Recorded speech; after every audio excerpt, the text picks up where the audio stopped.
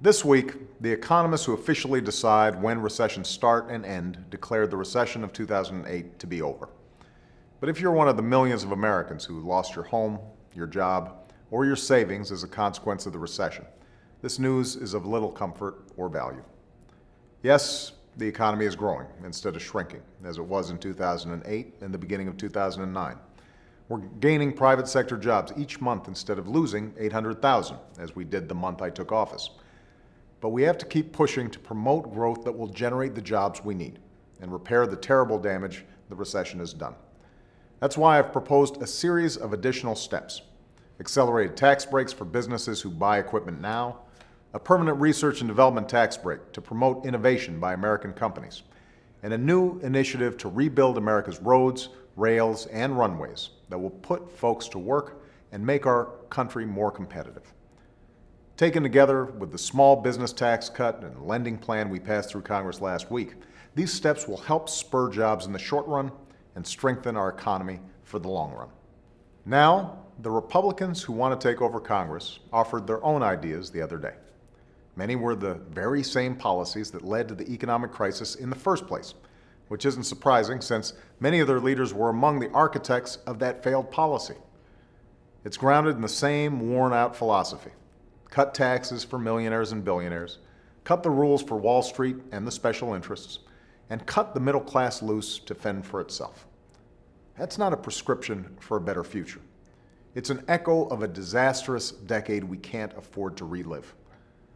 The Republicans in Washington claimed to draw their ideas from a website called America Speaking Out. It turns out that one of the ideas that's drawn the most interest on their website is ending tax breaks for companies that ship jobs overseas.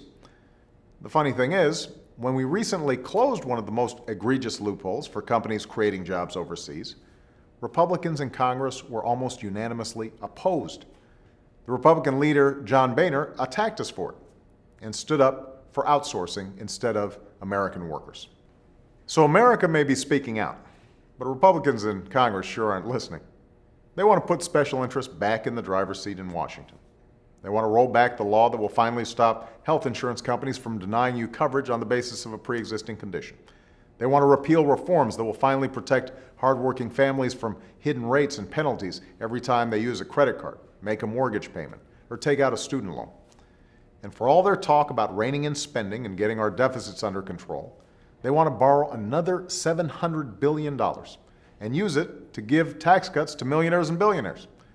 On average, that's a tax cut of about $100,000 for millionaires.